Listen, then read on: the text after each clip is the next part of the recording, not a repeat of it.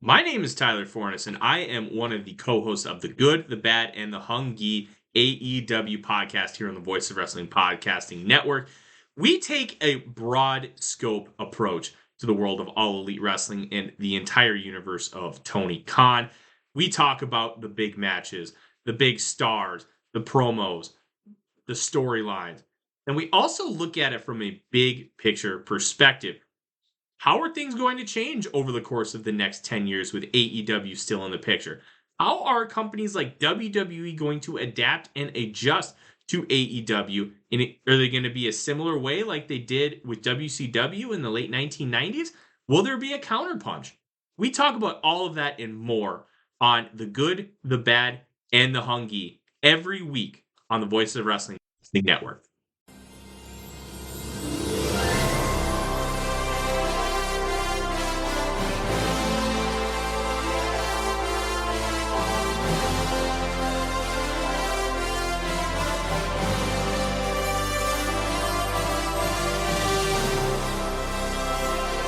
Hello, everybody, and welcome to the Ballot, the podcast where the conversation begins. I'm your host, Ryan Knightsey, and what a show we have for you all today. I feel like this is going to be a pretty big one that I'm certainly excited for. Not to put my guest on the spot, but one I'm certainly personally very excited to record today. We have, I feel like I should introduce the guest right away and get straight into it because this is going to be, I don't know, kind of a returning guest, I guess. They are returning from providing audio for the Sabu audio that we did last year on the Ballot. They are the co-host of the Flagship Podcast here on Voices of Wrestling. It is, of course, the man that pops the house, Joe Lanza. Welcome to the Ballot. Thank you so much for coming on. Yeah, I mean, technically, I guess a return guest, right? I guess it counts. Yeah, I'll count it. It's, if anything, a half a point. I'll give you that. Yeah, and I will, in fact, pop a house. That's guaranteed. Yeah. I guess I'm excited for that. I don't know if I'm more excited or Rich is more excited, but I'm certainly excited for that at least. We're all excited for that. Perfect. Well, Joe, today we are discussing. I guess we're staying on a one named wrestler that starts with the letter K, and moving from America over to the Japan region because we're no longer talking about Kane this week or this month. Rather, we're talking about Kenta. So he is first time going on to the ballot for the Wrestling Observer Hall of Fame, excuse me. Sort of a, like I said, sort of a loaded question probably for someone like you, Joe. But like I asked every single time a guest comes on the show, what is your connection to the wrestler? What is your connection to Kenta? Well, some people know this already, but Kenta is my favorite wrestler of all time. So, now, look, I've had other favorite wrestlers on the Observer ballot before. Satoshi Kojima is probably my second favorite wrestler of all time, if I had to rank out something like that. And I can never bring myself to vote for Tenkoji. In fact, I think they've been one of the weaker candidates on the ballot since I've been a voter. I routinely tear apart their resume every time I do Hall of Fame audio and we talk about tag teams or their region or whatever it is. One of my other favorite wrestlers of all time is Kurt Hennig. I was not a voter when he was on the ballot. At least I don't think I was. But I wouldn't have voted for him. I wouldn't have voted for Kurt Hennig. So you kind of just have to separate that stuff if you're taking the process seriously, and I do take the process very seriously, that can't be a factor. You can't let, because someone's your favorite wrestler, let that be any kind of a factor whatsoever. Or even if you disliked someone as a wrestler and didn't like their work, you can't let that be a factor either. So, but yeah, I mean, he is my favorite wrestler of all time. If you want to use the old desert island thing that people do, if you're on a desert island but somehow you have power in a VCR, and you can only watch one comp tape, 1 6-hour, extra long play comp tape of one wrestler, I'd probably pick Kenta. Yeah, that is that's quite an interesting scenario that you've set yourself up. Kenta as one of your guys. You said your second is Kojima, and like you said, every year you're almost arguing against Tenkoji against Kojima in a certain way. Strongly. I'm arguing strongly against it. I don't even know why they're on the ballot. It's ridiculous. And then Henning, he came on in 98, dropped off immediately in 98 with less than 10%. So, but even then you said that like you probably wouldn't have voted for him and then there. So it's interesting. I've never deep dived Kurt Henning's case, but just knowing a lot about his career, I don't suspect that if I did, it would change my mind. I don't think I would vote for him. But that's like an interesting thing that you sort of set yourself up for. You said that like your second and third favorite wrestlers are wrestlers that in how it stands with Kojima, obviously asterisk there, that you wouldn't vote for them. And here you now have your favorite wrestler on the ballot, first time ever on the ballot. And now it becomes the question of whether or not what is his case and whether or not you would vote for him. And I think that's just an interesting dilemma you sort of set yourself up here. Well, I mean, how would you like to approach this? Would you like me to tell you how I feel right this second about voting for him? Or would you like to go through this arduous process of this podcast, category by category, hours upon hours of analysis and breakdown, and then give you an answer? What would you like me to do? It's your show, sir. I say we go through the arduous process. The show, if anything, is a sort of a show for the process freaks. So I feel like that is going to be what we're going to have to do here today. And that is by going through the three categories. If you do not know for whatever reason, if you're a listener to the show and you do not know for any reason, the Wrestling Observer newsletter sort of has three different strong criteria for entry into the Wrestling Observer Newsletter Hall of Fame. You need a, quote, combination of drawing power, being a great in-ring performer, or excelling in one's field in pro wrestling, as well as having historical significance in a positive manner. Candidates should have something to offer in all three of the categories mentioned or be so outstanding in one or two that they deserve inclusion. So we'll start off here with Kenta. I sort of like starting here always because his focus is on the wrestlers themselves, and we sort of expand out from promotion and region and country and then the world and history of professional wrestling. So we'll start off here with their working ability. Joe, again, maybe a loaded question for you, but what do you think of Kenta's working ability? Yeah, I mean, look, I genuinely think he's one of the greatest bell-to-bell pro wrestlers of his generation. How about that for an answer? Which would then, by proxy, I guess, make him one of the best wrestlers of all time, depending on how far you want to widen that definition. I think if someone is in the argument for the greatest worker of their generation, they would also automatically be considered one of the greatest wrestlers of all time. Mm-hmm. When I was doing a greatest wrestler ever list a couple of months ago, Kenta would have been very, very high on my list, meaning, top 10% at minimum, top 10 contender on my personal list for sure. So yeah, I think he's a great pro wrestler. I think that he was one half of one of the greatest tag teams of his generation with Marufuji. And they have hardware to back that up. I think 2 years in a row, Observer Tag Team of the Year, at least 2 years in a row. I'll double check that. Mm-hmm. I don't think 3, but I know they won it at least 2 years in a row, probably 2000, somewhere around 2003.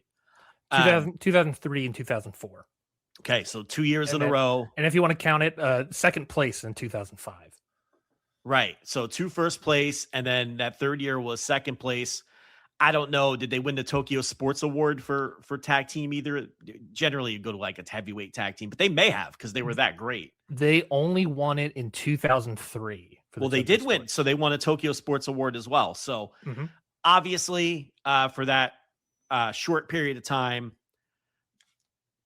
maybe the best tag team in the world, right? Yeah. With the hardware to back it up, and one of the greatest tag teams of their era. And in my opinion, because you're asking me, one of the best tag teams I've ever seen. To me, an upper echelon tag team of all time. Let's dive into that. What is the attraction to your personal attraction to them as a tag team? What do they do differently as a tag team that makes you so drawn to them? Well, all right. Well, something very easy is here. You have two guys who were juniors at the time, and they were having great matches with heavyweight tag teams in Noah. Mm-hmm. So right off the top, there's something that answers your question and tells you what's unique and special about them. And they were just advancing the style of pro wrestling. And I know there's a lot of time that we'll have to talk about in terms of Kenta doing that. I think Marufuji gets shortchanged a lot of the time in terms of his overall influence on the general working style in pro wrestling. We'll talk a lot about Kenta today, but I guess this is a chance to put over Marufuji for the same thing. And I do think that tag team was a big part of it. I think a lot of people watched that tapes of that tag team, and it influenced their style. And then both of those guys as singles wrestlers too, two of the most influential wrestlers, not just of their era, but I keep couching everything by saying of his era, but really ever. Both of those guys. I think Kenta slightly more so than Marufuji, but collectively as a tag team. And you know, the funny thing about the tag team is if you go back and watch that stuff, and I've watched their shit a lot for obvious reasons. Not in a while though, honestly. I'd probably need to revisit some of it. Is that Marufuji was the much more polished worker of the two at the time. At the time the tag team existed. Because he started like 2 or 3 years before Kenta, I want to say. He may have had a head start, and he was just the more polished worker. And Kenta, at that time, it really jumps out at you, especially if you haven't ever seen that stuff or if you haven't seen it in a long time, of how, kind of an unfair word, but how unpolished he looked compared to Marufuji at that time in that tag team. Now, obviously, everybody saw the upside. Everybody saw the ceiling. Everybody saw what he could be. The people running Pro Wrestling Noah understood that, hey, these two guys could carry us into the next generation.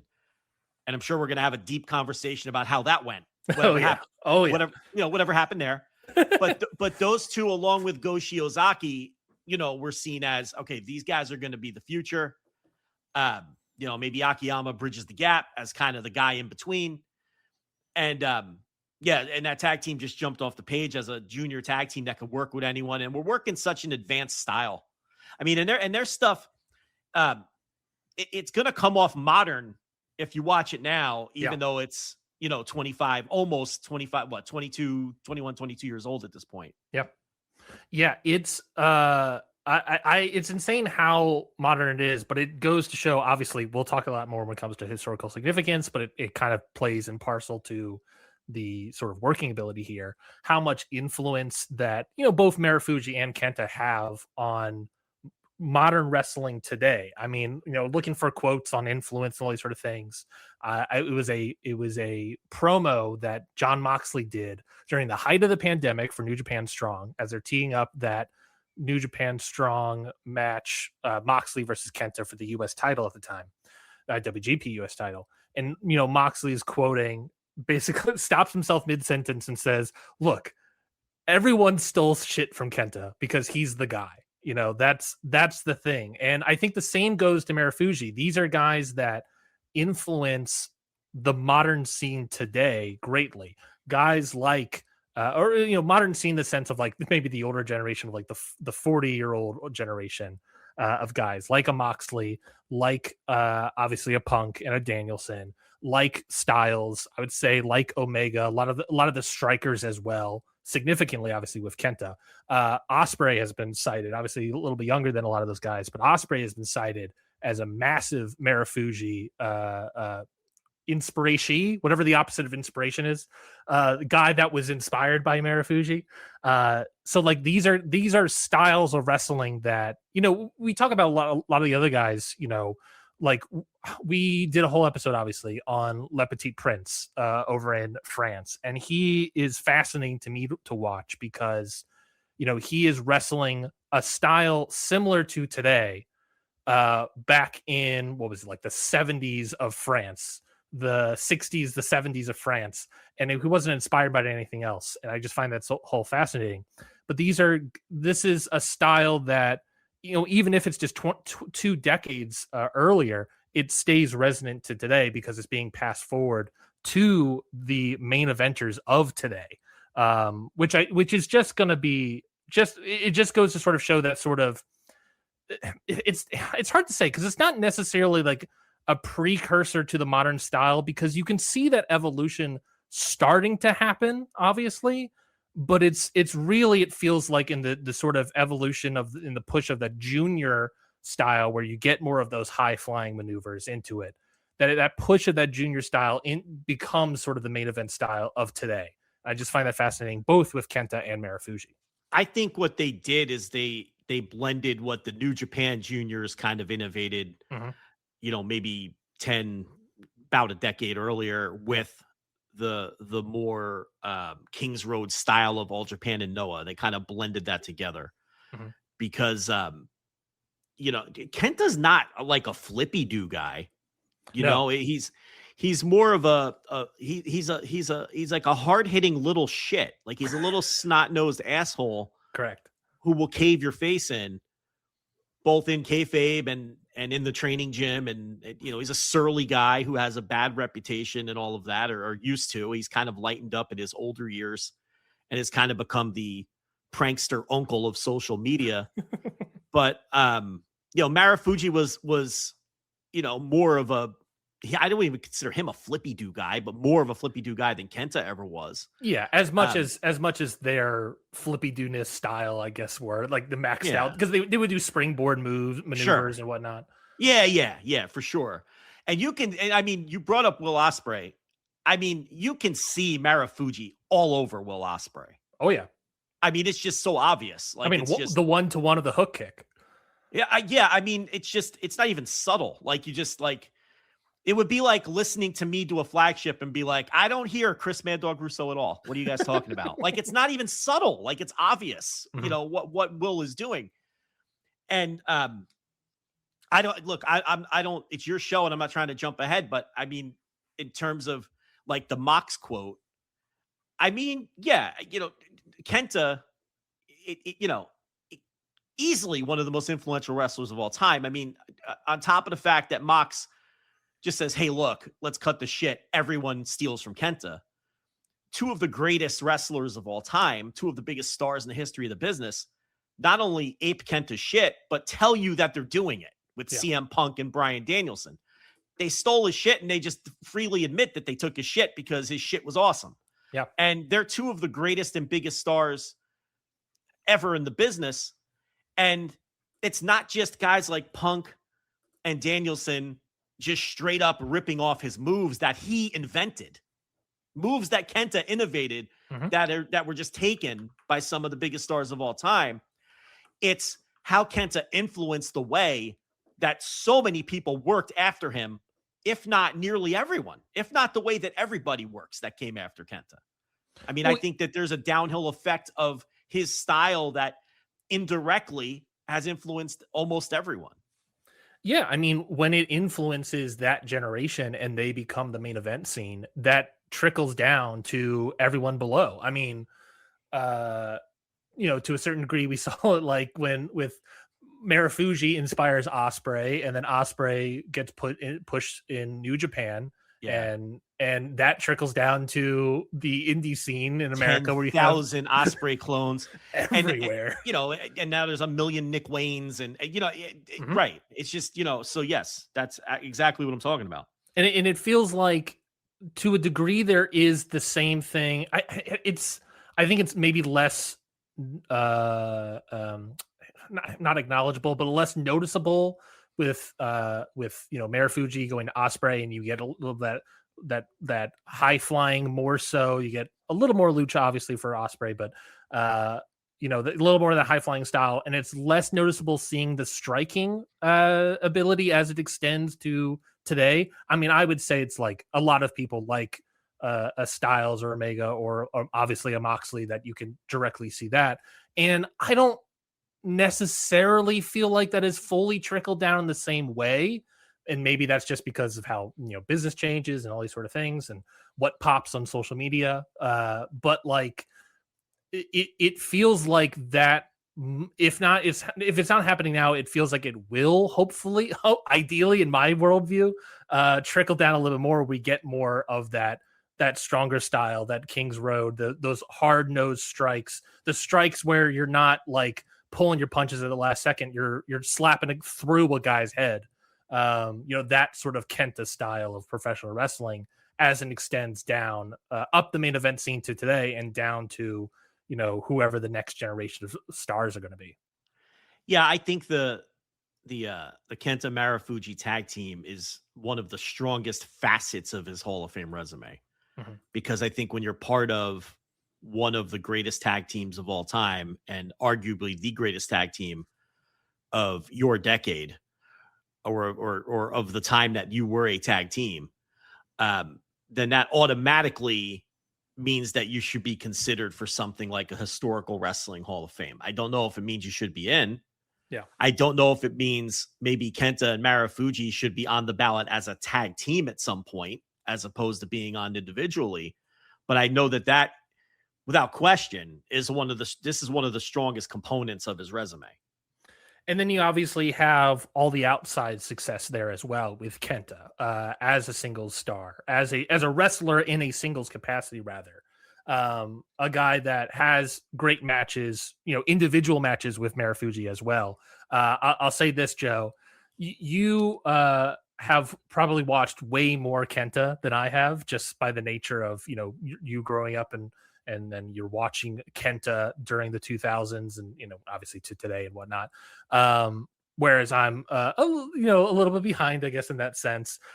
So what I was like, what's the best way for me to catch up and watch a bunch of Kenta? And obviously I watched a bunch of Kenta leading into this, but I'll tell you this, for the past 5.5 hours, before we started recording today, I watched that exact sort of comp tape that you were talking about and watched I did this with Kenta Miyahara back in the day too, on a previous episode.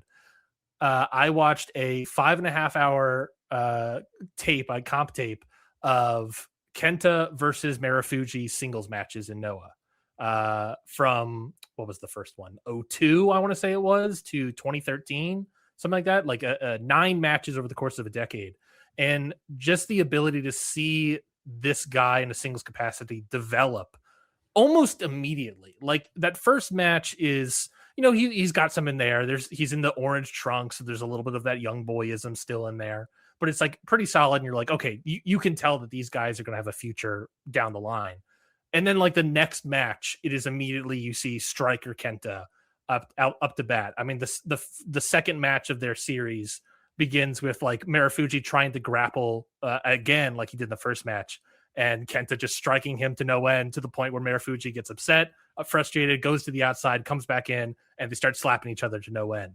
So just being able to see a guy develop against one guy was very fascinating. But he has these great matches against Marufuji. Obviously, the classic in 2006 for the heavyweight title. The October match, you mean? The October match in 2006. He's got great matches in Ring of Honor, obviously with Bryan Danielson against Low-Ki, great tag matches as well. He is, like you're saying, a great tag team with Marufuji, but also a great resume of singles matches. Yeah, and look, he's tied to Marufuji. There's wrestlers historically who are tied to other wrestlers. Rey Mysterio Jr. and Psychosis comes to mind. You can go right down the line. Kenta is tied to Marufuji not only because of the tag team, but a lot of the matches you just mentioned. They had the semi-main event in January of 2006, yes, which that kind of was the idea was that's where Noah got behind the idea of, all right, well, maybe we should try. These guys are juniors, but. And that was for the junior title at the time too. Yeah. And it was, all right, these guys are juniors, but they're awesome. And the fans seem to be behind them. Maybe we can go with this. So 9 months later, October, they have the match for the big belt. It flops hard, and Misawa gets terrified, immediately abandons ship, no pun intended, with Noah. And they just never, who knows what would have happened if they stuck it out. It was new to those fans to put wrestlers of that size in the main event for the GHC title. Maybe it needed more time to resonate. Maybe it would have flopped anyway. We're never going to know, because they immediately pulled the plug. But then you have the match they had in 2008. Mm-hmm. And that was the time limit draw, right? The 2008 was the time limit draw. Correct. When the 1 hour was the 1 hour time limit draw for the junior heavyweight titles for both Noah and All Japan. Right. Marufuji came in as the All Japan junior champion. So, they have that, and like you said, they have enough singles matches for what was it, a 5.5 hour comp video that you watched? Oh yeah. So they're always going to be tied together for the tag team, their rivalry that came afterwards, the famous October 06 match, setting the business component of it aside, which is considered an all-time great match. And then I heard you mention Kenta versus Low-Ki in ROH, Edison, New Jersey, Final Battle 2005. I was there. Marufuji was on that show, and he wrestled Bryan Danielson. So even there, they're still intrinsically linked because it was like advertised as like a double main event. Bryan Danielson versus Marufuji, which was an excellent match. And then Kenta versus Low-Ki, which might be the greatest match I've ever seen live in my life and is one of the greatest matches I've ever seen. And a match that absolutely holds up. If you haven't seen Kenta versus Low-Ki, ROH, Final Battle, 2005, Edison, New Jersey, Inman Rec Center, stop what you're doing and go watch it right now. It's an incredible match. Same thing with Kenta Marufuji, the October match. Really, any of the Kenta Marufuji matches that we've named, other than maybe their first encounter when Kenta was barely, he was still Kenta Kobayashi at that point, or their latest, or maybe their latest encounter too. Well, what would that be? The Hideo Itami Marufuji match from 2018 on Marufuji's 20th anniversary? That one? No, I think they did one last year. Oh, the one yeah. The 20th, that one. Yeah, I mean, it's look, neither one of those guys are anywhere. Marufuji has been broken down for a decade at this point. I think, Marufuji's last stand to me was that G1 that he did where he beat Okada on the opening night. Was that, and that might have been like 2016 at this point. That sounds correct. So, he had a really good G1. He had a great match against Okada, and he was even hurting then, but he knew that was a huge spot to be in. G1. It was probably a very profitable tour for him, right? He knew he was going to get a big match at the end of it and all of that. And every now and then in the ensuing decade, he could dig deep if he has to and have a passable match, maybe even a good one. Yeah. But Marufuji doesn't even want to work. Like he's, if you talk to people, it's like, he's like, oh God, leave me alone. Just let me handle the office stuff. I don't want to do important matches. I don't want to take bumps. I'm in pain. And Kenta is the same. I mean, his body, Kenta to me was the best wrestler in the world until he blew out his knee in 2009, whatever month that was. Yeah. Because he was still having incredible matches up to that point. In fact, moving away from Marufuji, the series against Katsuhiko Nakajima, those matches in both Noah, Kensuke office, toss in the Burning versus KO feud component of it, the elimination match, I think that was in August of 2008. The elimination match was August. Yes. 2008 with a young Kento Miyahara on that is an incredible, if you guys can find it, I don't know if it's even out there anymore. But I'll look at that. I definitely, all these matches, by the way, folks, if you're listening, as much as I can find, they'll be in the link below. So if I can find that, I've seen it before. So if I can find it, I'll put in the link up below. So it was Burning, which was Kenta Kobashi, Kenta Atsushi Aoki, and Akihiko Ito against KO with Kensuke Sasaki, Katsuhiko Nakajima, his adopted son, literally, Kento Miyahara, and the guy that didn't make it, Okita. Yes. Right? Yes. So that was the elimination match, and I think that took place in Kensuke on a Kensuke office show or some produce show or something. I think it was like a joint show with Noah too. So yeah, but basically a Kensuke office show. And Kenta and Nakajima were paired off in this feud, which, and then that elimination match was a central part of that.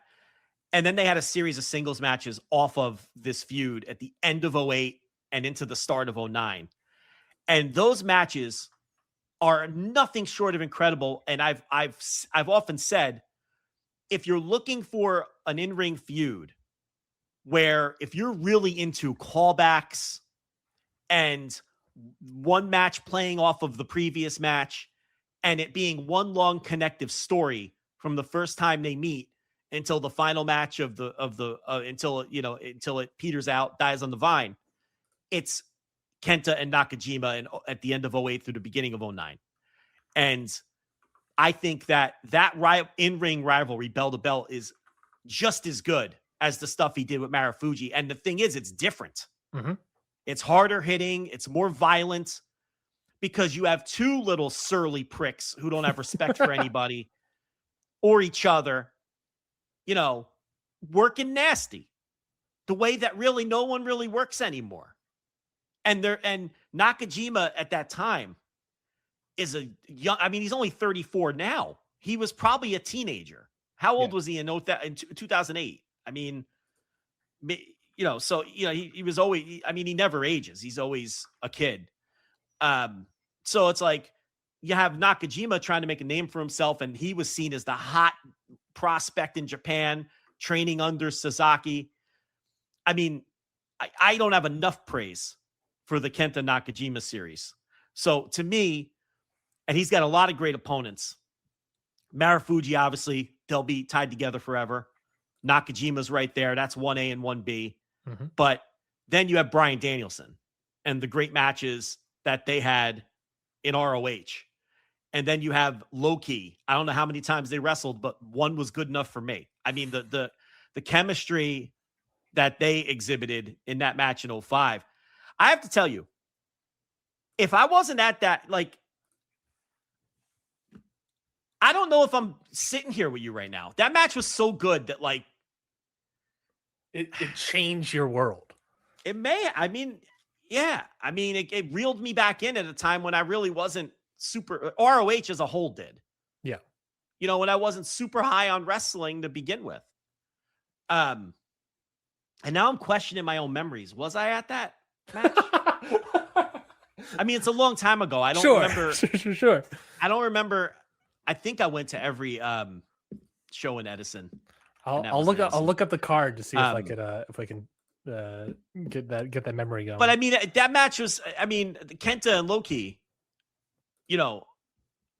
I liked ROH, but that may have been where I was like, "Hey, listen, I can't ever not." And ROH reeled me back into wrestling. There's no doubt about it. The Attitude Era ran me off. The Ruthless Aggression Era didn't do much to bring me back. Japan was in the shitter, until around that era, So, I'm in a few years before Kenta and Marufuji, so. I'm going to pick up a couple threads here. Kenta injures his knee October 2009, returns from injury 6/6/2010 in a match against Marufuji. So speaking of, Nakajima in 2008 would have been roughly 20 years old. He's 38 now. So that is upsettingly young, even for me to say, I guess. And Ring of Honor final battle, Edison, New Jersey, the Inman Sports Club. Yeah. Joe Lanza, potentially one of 600 people in the capacity crowd. We got Kenta versus Low-Ki, Danielson versus Marufuji. Did you happen to see Generation Next, Austin Aries and Roderick Strong defeat Sal Renaro and Tony Mamaluke to win the Ring of Honor tag title? I saw all these matches. I mean, that's the difficulty, I guess. Yeah, I have a bad memory for certain things. But yeah, either way, who cares whether I was there or not? It's a great match, and that's kind of the point of what we're talking about. But exactly. I think, though, after he hurts his knee in 2009, he's not the same guy. He still has a lot of great matches when he comes back, and then he has kind of like that second run in Noah where he's not the same guy physically, right? That 2011, 12, 13, when he was GHC champion. Yeah. That sort of era. And then it's a different set of opponents. Oh, well, Marufuji's still in the mix, and he still has a lot of main events again against Marufuji. They're not doing Budokan anymore, but they're doing like Ariakai Coliseum and buildings that, they're drawing between like 3,000 and 5,000 for a lot of these matches. And Morishima in the mix now at that point of his career. Little Go Shiozaki, a little Takashi Sugiura, people like that. On sort of that post knee injury Kenta, where Noah is on the decline, where Noah is very slowly, I don't want to say dying because they're still alive, but very slowly on the decline, no longer running Budokan monthly and putting 16.5 in it. And Kenta on top because, well, who else is going to be on top? There's nobody left at that point. but I don't think he was the same guy after the knee. He was still really good after he came back from the knee injury. But I think, well, then he tore his ACL, right? Like in December, according to Wikipedia here, December 2011, he tears his ACL again. Yeah. And then it becomes just a litany of injuries because he keeps hurting everything. And then jumping a half decade, when he gets to WWE, they're going to put the NXT title on him. And he hurts the shoulder, he hurts the arm, or whatever it is, the whatever specific injury that was. He can't stay healthy when he's there. And then eventually they give up on him. They were going to put the NXT title on him when NXT was like peaking, when NXT was super hot. And he was in a top of the card feud with Bobby Roode. And a lot of people forget that. Like, he was a top guy in NXT when NXT was a legitimate drawing brand. Not the whatever we see now, not what came after. When Levesque was basically cobbling together like this promotion of all of the top indie stars and international stars to kind of what's the word I'm looking for? Kind of co-opt the hardcore fan. And I remember Bruce Mitchell writing a column for The Torch saying that that's exactly what Levesque was doing. He's saying, hey, look, Levesque is co-opting the indies right under everybody's nose. And people laughed at Bruce Mitchell. And I even scoffed at it. And then with a little bit of reflection, it was like, no, that's exactly what Levesque was doing.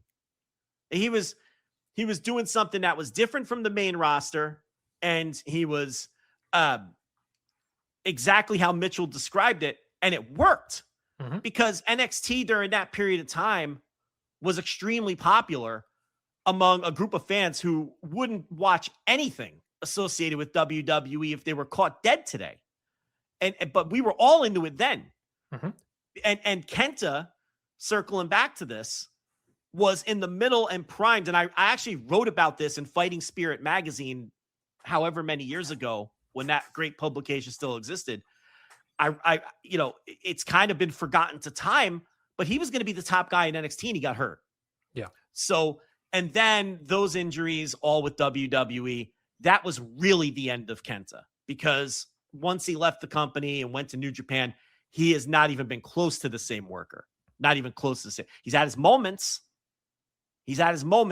but he's never been, the athleticism was gone. The spark, the snap, the quick twitch energy, it's gone. It was gone. Yeah. Once he left WWE. And then, fast forward a couple more years to New Japan, you kind of have not a similar thing in terms of injuries, but a similar thing of like, all right, we're going to see the old KENTA. Now he's out of the WWE system. He's back in the Japanese system. Is it going to be a little bit, we're going to see the return of KENTA formally here. And you get, again, it's like, you get like these peaks of, these moments where you see the KENTA of old, but it never fully quite gets there. It's a guy who's had at this point several major injuries, both in his legs and his neck and his shoulder. He's I mean, I hate it, maybe it's too strong of a word, but really what it is that he becomes a shell of his former self due to all these injuries. He can still go, there's moments where like late New Japan where he's popping up on a Noah show and he's like, oh my God, this guy's still got it.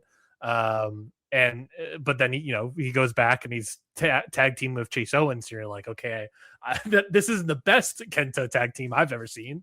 So it's this sort of, it's this weird two halves of a career for his wrestling, and when it comes to the Hall of Fame conversation, comes to his working ability, it's a strange one, right? Because this is a guy that was one of, if not the best, wrestlers, workers, strikers, whatever tagline you want to put on it, of the 2000s. One of the best tag teams of the 2000s, at the very least, Japan, right? And then you go into, and that's like for about 15 years or so, one of the best guys in the world during this time. Then you cut to the last 10 years of his career, and it just isn't quite there in terms of a wrestling capacity. There's moments, but there's nothing like the first several decade and a half of his career. Yeah, I don't know. I don't hold the sunset years against him. Every wrestler declines eventually. Yeah. His was a lot due to injury. And, there's a couple of gems in the WWE years. The 205 live match against Mustafa Ali instantly comes to mind. And I know almost no one has seen that because who was watching 205 live at that point? But it's some kind of plunder gimmick. I think it was a Falls Count Anywhere or something. Yeah. But that was a great match. I thought the match against Bobby Roode on one of those, I don't know if they were called takeovers at that time, was a really good match. And he had, the 205 live years, a lot of not just him, but Mustafa Ali, Cedric Alexander, that era of 205 live, big match, Buddy Murphy, like he that's where he got the nickname. Oh, yeah. The nickname Big Match Buddy came from the 205 Live run, that 2018, 2019 era of 205 Live, where these guys were like killing it in front of empty buildings, like after SmackDown was over and everyone would leave. And then they would tape 205 Live. And that group of guys would just go out there and have awesome matches that only me and Joe Gagney were watching. and Hideo Itami was part of that. And yeah, New Japan, I'm at his debut match in Dallas at the G1 that year against Kota Ibushi, right? Yeah. And they had a good match, but it was like, we all had the realization, we were like, oh, this is who he is now. Like, there was almost this hope he's going to leave WWE. Oh, he can do it. He can work the way he wants now. Here's the problem. His body couldn't work the way he wanted. And go ahead. In his instance, for a lot of people that leave the WWE system, it's about shaking off the WWE like stink shake off a little bit of that rust. In his instance, we're all hoping that like, oh, he's gonna shake it off and be right back. And in his instance, it's not really rust or anything in the WWE system. It's truly just like, oh no, his body cannot do it.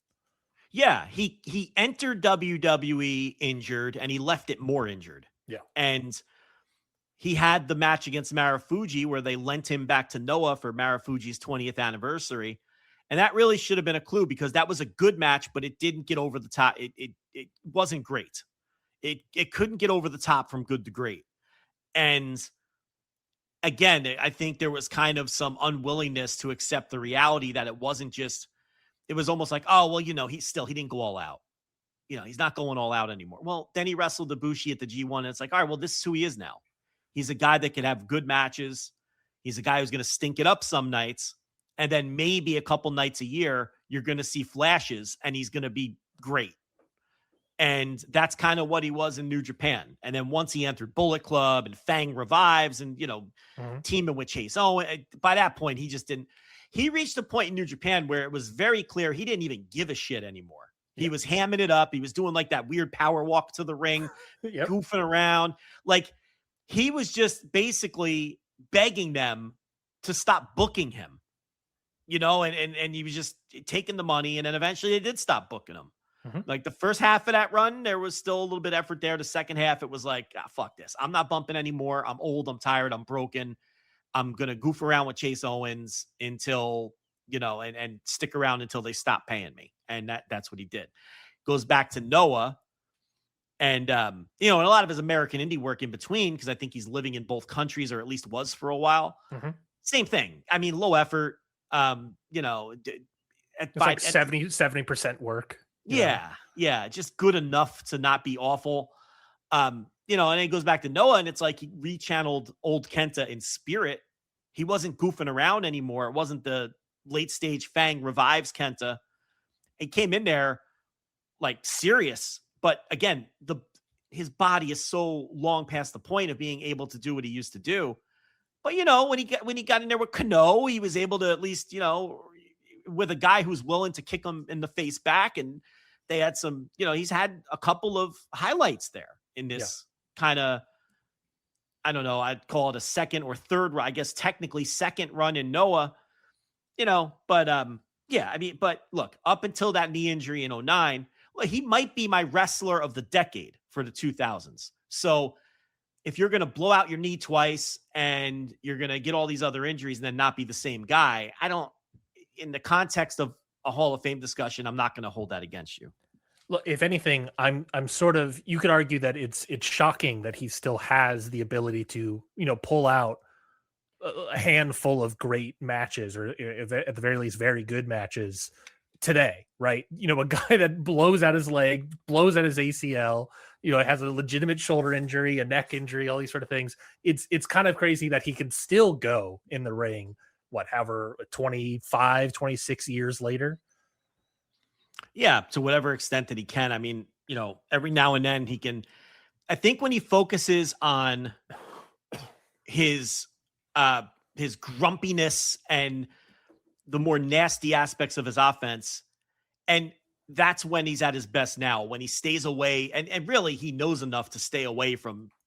There was a period in New Japan where it's like he was trying to be the athletic guy that he was. Yeah.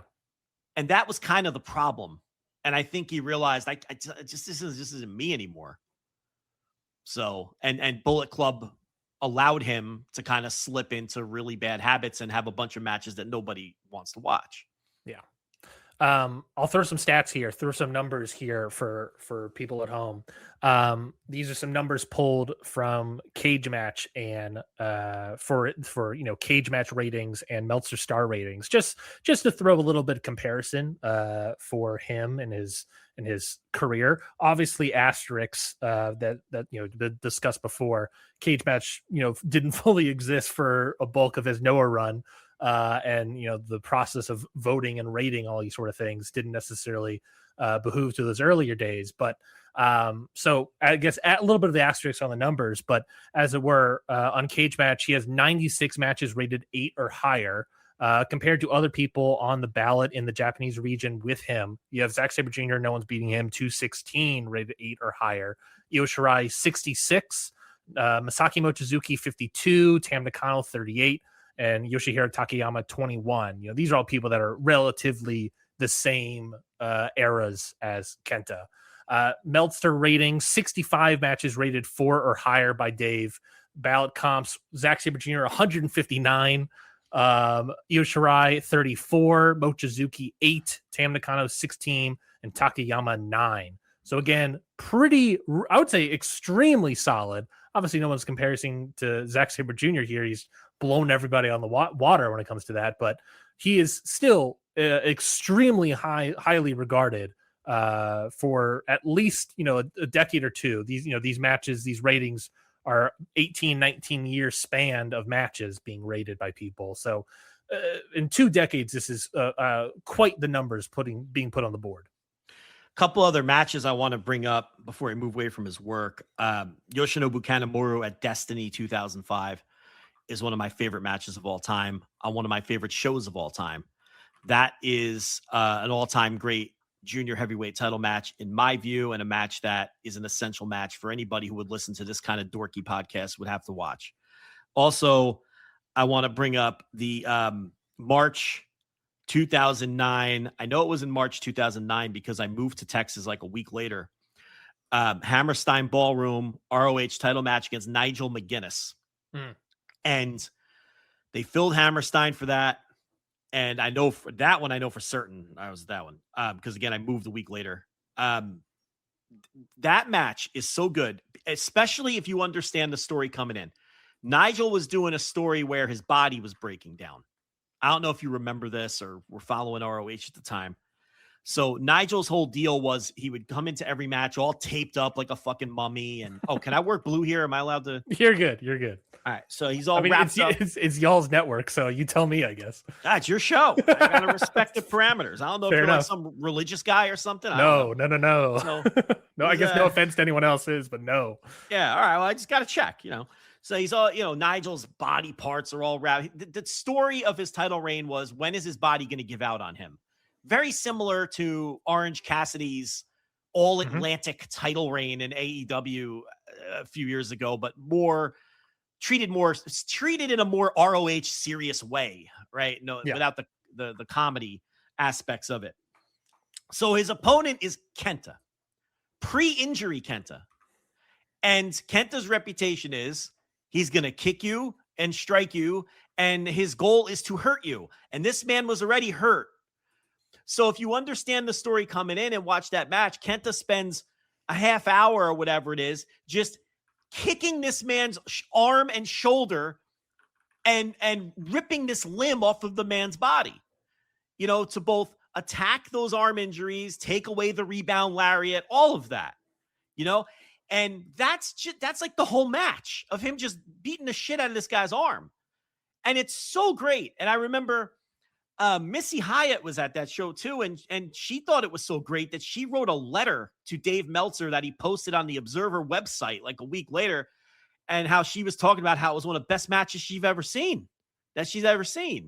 I mean, so I want to make sure that one doesn't get lost either, because, we talked a lot about Kenta's great rivalries in terms of opponents, but that Kanemaru match at Destiny is just so awesome. And then that match against Nigel McGuinness, especially when you understand the story coming in and you're watching it within that context, is another one that I was just sitting here thinking about as, before we moved on from the in-ring portion of the discussion.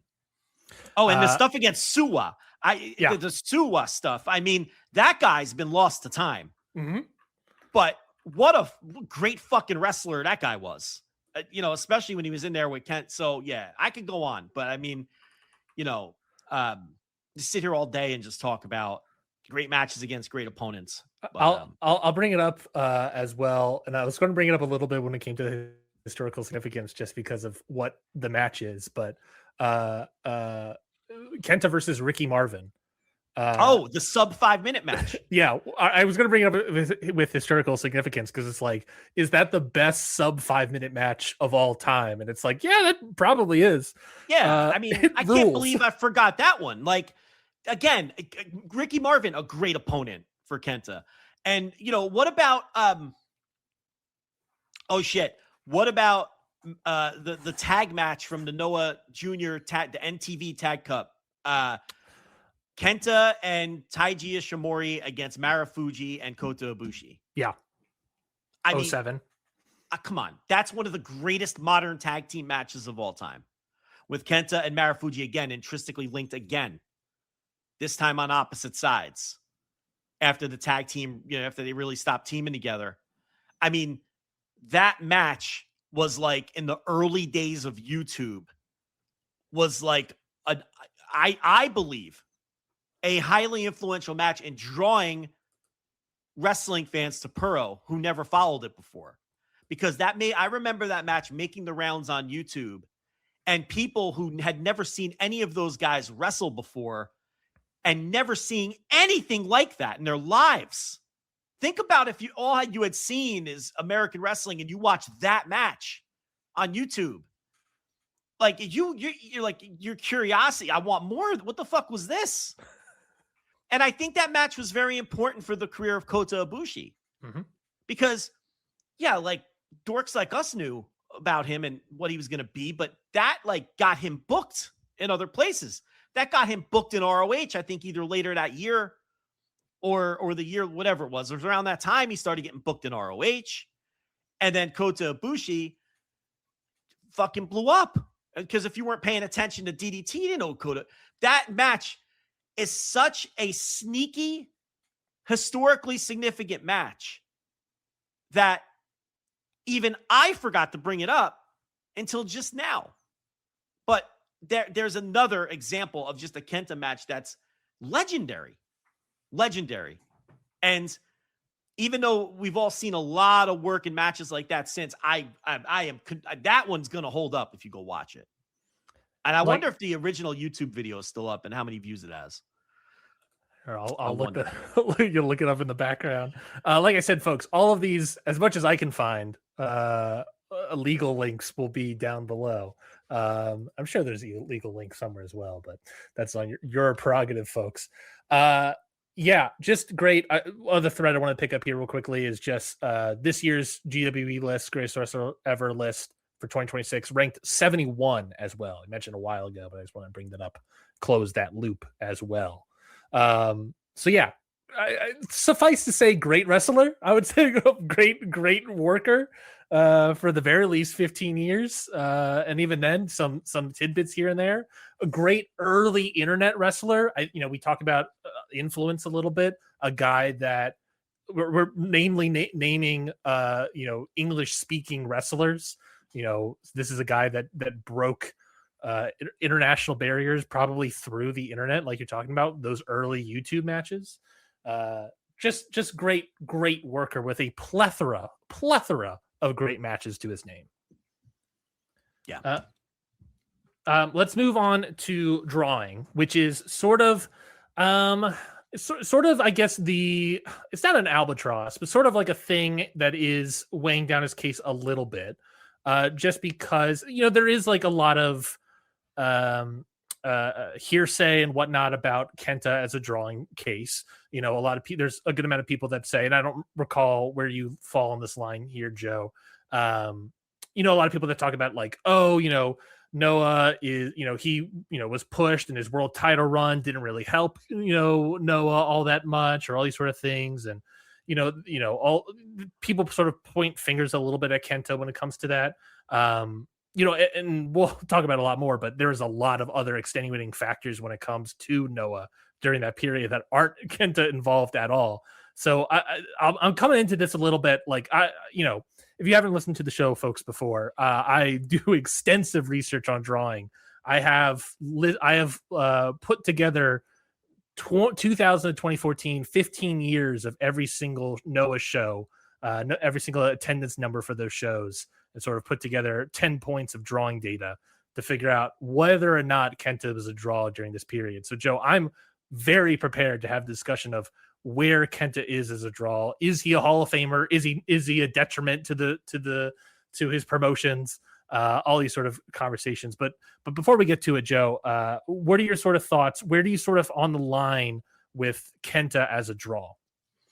I think it's easily the weakest component of his candidacy, and I don't think he has any case whatsoever for being a Hall of Fame draw. I mean, there's just no case at all. Mm-hmm. You look at the Marufuji match, 10/29/06, the one we talked about already. The promotion claimed 15,000. We all know there weren't 15,000 people there. Mm-hmm. You could see it when you watch the match.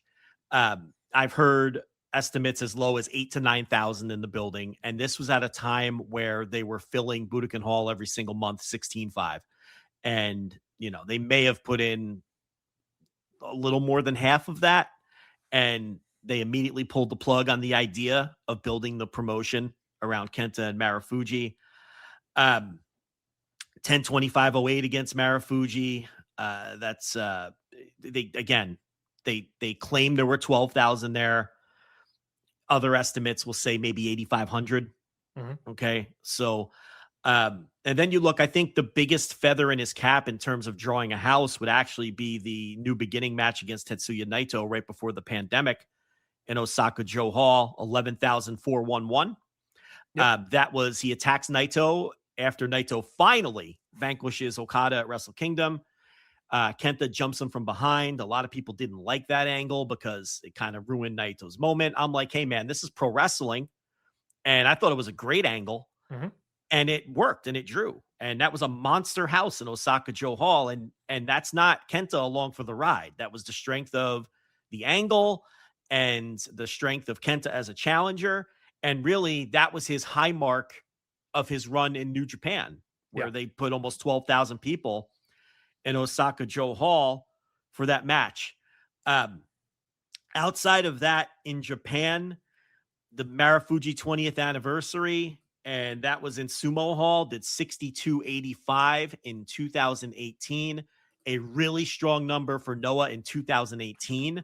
But if we're talking in the context of a Hall of Fame discussion, it's a nothing number. It's just, that'd be like a feather in the cap if someone had a strong drawing case. Oh, here's another show. But I mean, this is one of his stronger draws. So, and that's, you're already getting tenuous. He had a match against Marufuji in March of 2007 with an announced crowd of 13.5, but some sources have it closer to 9,000.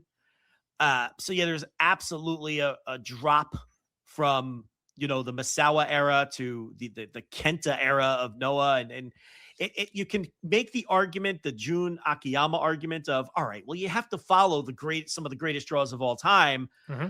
There's going to be some drop off, right? And I think you can make a valid argument for Akiyama from that standpoint because he was still doing some big numbers.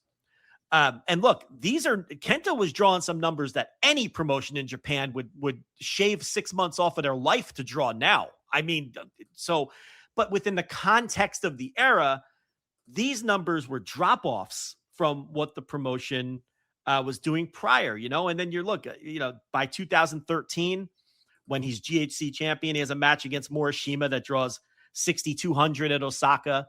Again, a good number for Osaka, a great number if Noah drew it today, a great number if almost anyone drew it today, but nothing that's going to set your world on fire. What a forgotten number for him is that Bobby Roode match I talked about before from Chicago, TakeOver, whatever it was called. Over 10,034 fans for Hideo Itami, Bobby Roode for the NXT title in May of 2017. Didn't go on last. DIY versus AOP ladder match went on last, but I have to think that the Kenta Bobby Roode match had something to do with that number, so I am going to give him a little bit of credit for that. But outside of, and I guess, all right, if you want to say last year against Ozawa, they built to a Kenta Ozawa match in Noah. Ozawa, the hot new star in Noah, which in today's speak means he could fill Korakuen. Right? Yeah. Today, if you could fill Korakuen like Ozawa, you're a hot new star. If you could fill Korakuen like the Saito brothers in All Japan, that's meaningful relative to today's era. So the biggest match that Noah could make when Kenta came back was Kenta versus Ozawa. They put it in Sumo Hall. They drew 45-21. If you drew 45-21 in Sumo Hall during even Kenta's prime, they'd throw you out of the promotion.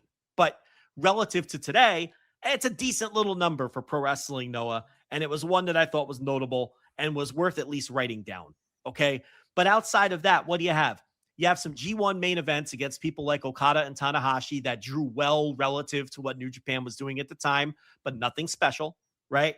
Mm-hmm. And then you have the post-injury Kenta where they built Noah around him where, yeah, he can put a lot of fans or even fill up buildings like the Ariakai Coliseum or Differ Ariakai, which is even smaller than the Ariakai Coliseum, Yokohama Bunka, Osaka Bodymaker, where against opponents like Goshi Ozaki or the Endless Series against Marufuji, they would draw between 3,000 and 5,000 fans for some of these matches. And in Differ, they would fill it up and put 1,500. And he was a big enough star to sell out Korakuen and some of these other buildings, or put 2,500, 3,000 people in Yokohama Bunka. But to me, when you add all of this up, what you have is a guy who was a big enough star to be at the top of promotions that were not thriving. He was never at the top of a promotion when a promotion was thriving, other than a very, very brief blip in NXT where it thrived before him and then it thrived even bigger after him. So that's not exactly some massive feather in his cap either. All told, I don't see any drawing case whatsoever for Kenta in the context of an Observer Hall of Fame conversation. Is he one of the bigger stars in Japanese pro wrestling during down periods of Japan? Sure. But what does that mean in the context of what we're talking about? Really nothing. No, I fully agree with you. There isn't a Hall of Fame drawing case at all for Kenta. At best, it's sort of like for a large swaths of his career, he's sort of like that upper mid-carder. I mean, even when he gets to New Japan, he is an upper mid-carder, a heel challenger for a belt. That even that big number of Naito is a heel challenger for a belt, even if he's sort of the engine driving those numbers up a little bit there with the angle. But, even in Noah, he is a junior. Juniors are not going to be necessarily your main eventers, even though they have times where they're like, we can build up a house or something for him, for, what it is comparable to what it, where they were and, what time of year it was. But then, yeah, once like Noah starts, for lack of a better word, falling off a cliff in attendance data, it just does not work. It starts in like 2006 ish when they start dropping off a little bit, a couple hundred here, a couple hundred there. They pick up in I think 2006 my average attendance data from 2005 is 3204. That's the average of the year. 2006 2697. 2007 2453. So you can see they're dropping off. They pick up a little bit in 09 at 1971. Then by 2013 for Kenta's world title run, they're at average 1127. Kenta's world title run, not any sort of like big time money mover Hall of Fame case at all.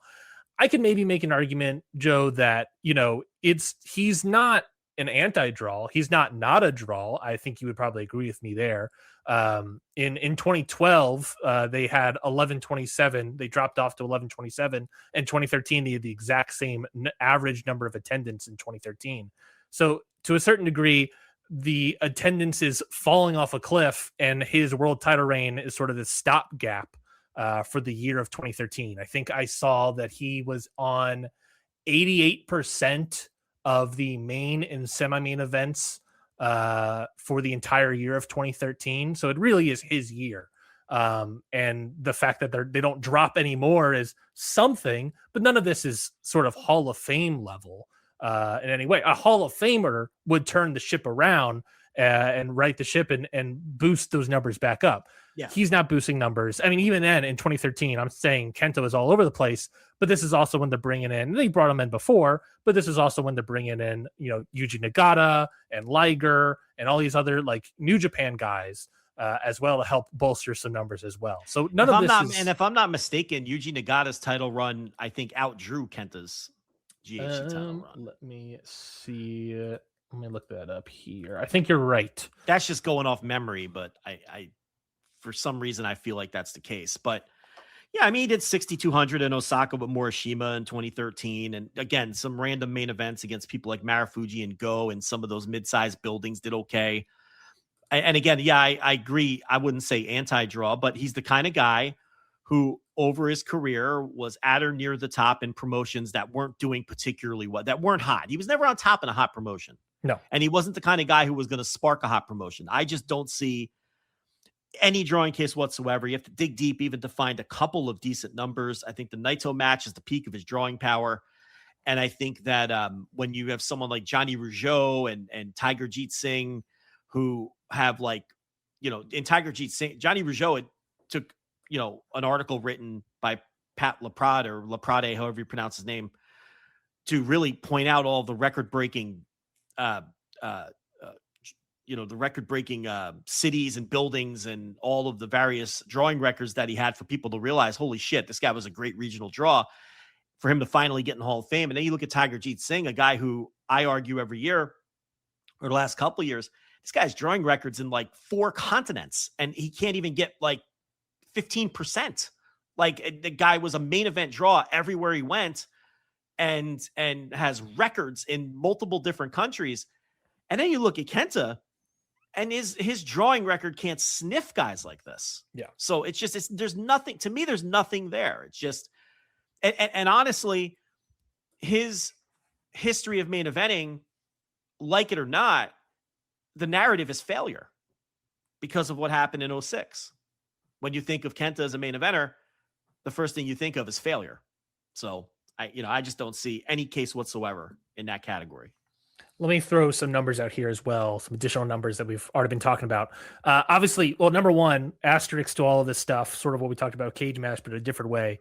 The classic 2000s, even earlier, Japan attendance asterisks of these houses are way bigger than what they actually are. I forget who it is. Someone in the VOW Discord put together sort of they named it a bullshit detector for Noah's attendances. I don't remember who was in the Discord. I apologize. I tried to look for it before we recorded. Couldn't find it. But they put together what they believe was, they looked through the attendance data. I guess they looked at the shows as much as they could, or at the very least, hearsay and all that stuff, and sort of put together what they believe is bullshit detector. So from 2014, they were surmising that 84% of Noah's attendance was marked as suspicious. From 2000 to 2007, it was above 95% suspicious. They were in the 80s from 2008 to 2010, 73% in 2011, and then in the 50s from 2012 to 2014. It is until 2015 where that number drops significantly to then the point where it's like, every here and there, it's like, oh, something feels a little fishy, maybe like a 1-2% or something, but it's a large swath of these numbers during Noah's entire run here, or Kenta's entire run in Noah rather, where a lot of it, some people believe, are extremely suspicious. Mm-hmm. Some additional numbers here. There were 1565 events from 2014 for Noah. Kenta was in the main event for 1,000+ attended shows for 262. So that's 22% of those shows he was in the main event. If you want to look at one thing I pull for attendance data when I'm comparing to the rest of the region, I do this for my US pay-per-views and whatnot. I talked about a lot of this for the Kane episode, so I'm going to re-explain it here so no one has to go back and listen to the Kane arguments. But one thing I do is looking at 1/3 promotional scale. So sort of looking at, like, if you flatten the table across all these promotions and just look at the top third of their attendance, how do people sort of rank? For Noah, a top third of their attendance from this time period of 2014 is 1850. So looking at the top third of main events, he's in 109. Again, 22% of their events, he is doing really well. So, these are okay numbers comparatively to a lot of other people. He's okay. For longevity on top, I have him ranking top 5 in Noah only 4 times. So this would be in 2003, 2004, 2011, and 2013 out of a 15-year span. Average attendance for Noah increased in 03 and 04, decreased in 11, and stayed the same, like I said earlier, in 2013. Another one I have is average attendance by longevity on top. So this is your average attendance of the shows you headline times how often you are headlining in a given year. He again has 5 top placements here. He has top 5 placements again in 4 years: 04, 06, 08, and 2013. So their attendance increased in 04, decreased in 06 and 08, and stayed the same in 13. So again, kind of what we're all speaking to here, Joe, is that I can throw about a bunch of numbers here. None of this is really Hall of Fame level data. He does rank fairly well comparative to a lot of other people. I mean, I would say that he ranks higher as a draw compared to some of his contemporaries, like Marufuji, like Morishima, like Takashi Sugiura. He ranks higher than them. A lot of that has to do with that they were pushed a little bit more than Kenta during periods where Noah's attendance was falling off a cliff. So that they have that effect on them. But so in that case, Kenta does a little bit better compared to his contemporaries in Noah. But at the end of the day, again, none of this is writing the arc, if you will. None of this is writing the arc. None of this is pulling in data. We can pull in bonus numbers from New Japan and NXT, not WWE at all, but NXT. And it's like there are things here. There's something there. Maybe if he was pushed harder, maybe something could have happened. But 2013, he's pushed as hard as he possibly can.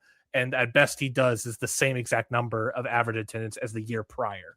So none of this is Hall of Fame level supporting. It's not awful. I mean, it's not like the worst. I mean, there's worse drawers on the overall ballot, but it's not anything to really get excited about. What you're describing is a star pro wrestler who is not a Hall of Fame draw. Correct. And he was a big enough star pro wrestler to also be a main eventer in the United States.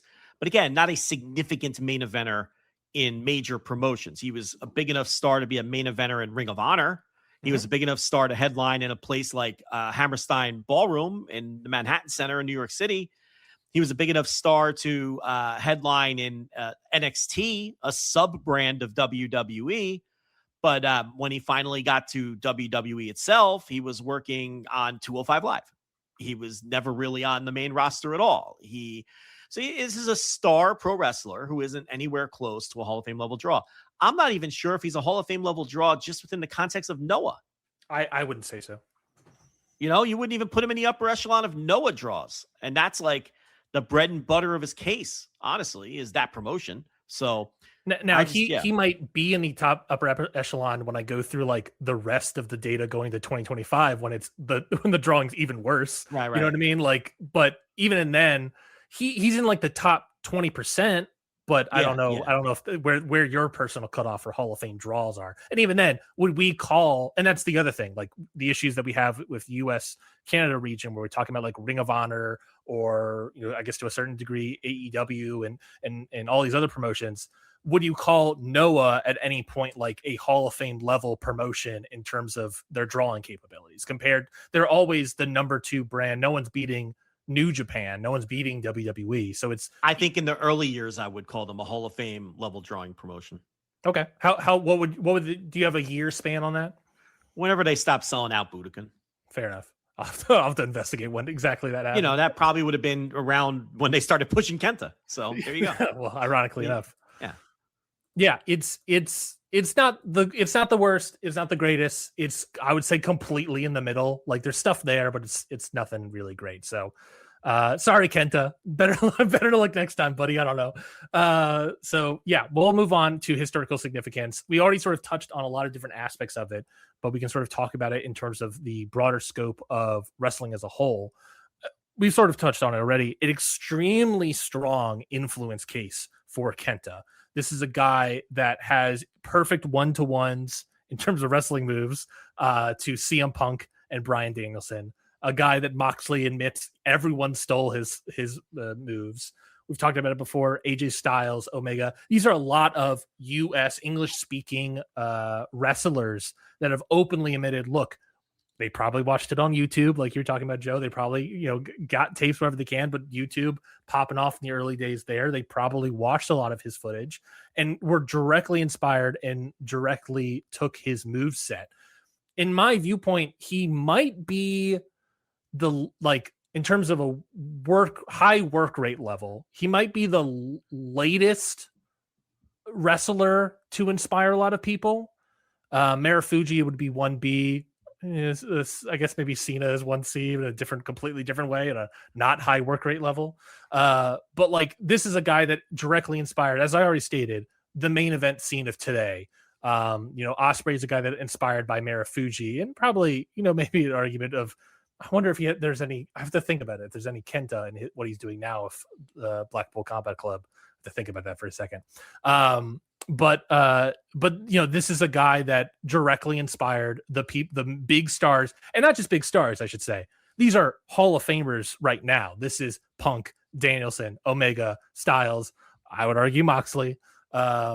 These are Hall of Fame, and a lot of these guys are Hall of Fame workers as well. So this is an extremely strong influence case for how historically significant that Kenta is. If he didn't exist, what is the style professional wrestling today in terms of those strikes?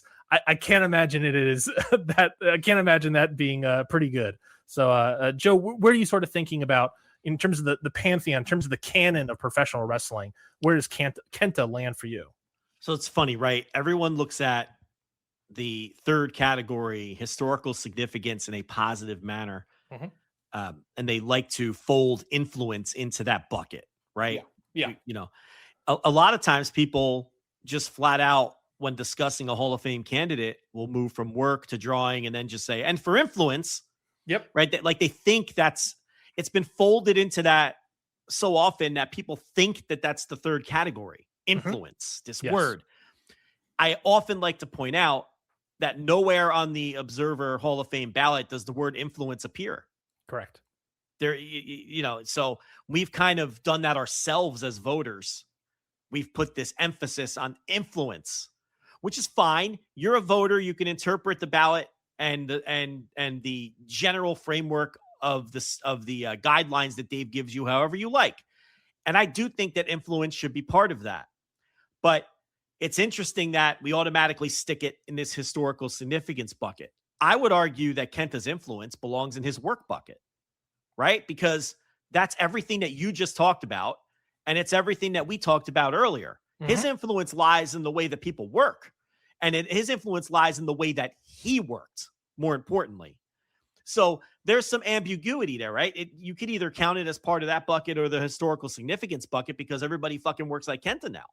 Oh yeah. So I think there's an interesting way to kind of look at that. And there's also this idea that I like to bring up a lot, that at least in my circle of voters that I know, my corner of the fandom, at least in my hangs, right?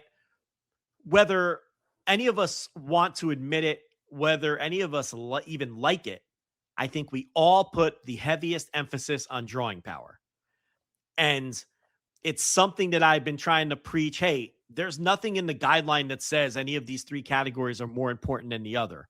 But in almost every instance, if someone is a Hall of Fame level draw, they're getting in this Hall of Fame, even if they were the most putrid worker on earth and had, historical significance in a negative manner. Okay. They're getting in. Because we all just consciously or subconsciously emphasize the drawing power the most. I fight it. I know other voters who probably like to think that they don't emphasize it the most are probably lying to themselves or also fighting it. And I've often made the argument, well, hey, why doesn't work count just as much? And then the counter will be, well, because work is subjective. Drawing is more objective. It might not be completely objective, but at least we have facts to work off of when we're dealing with drawing. And my counter to that is, well, you need 60%.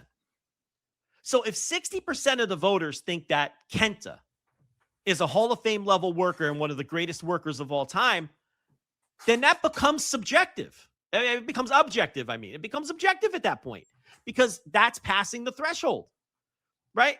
So it's like, because of the 60% threshold that's assigned to this, I don't buy this one category is objective, one category is subjective. So one becomes just more important than the other. And this thing that this poison that we all have where we just subconsciously emphasize the drawing more than the other 2 categories. So this is a long-winded answer to say that I do think Kenta has historical significance in a positive manner across the entire world of pro wrestling for his working style and the way he's influenced now multiple generations of pro wrestlers. But I don't know whether that influence should be assigned in historical significance or his work. You could argue either way.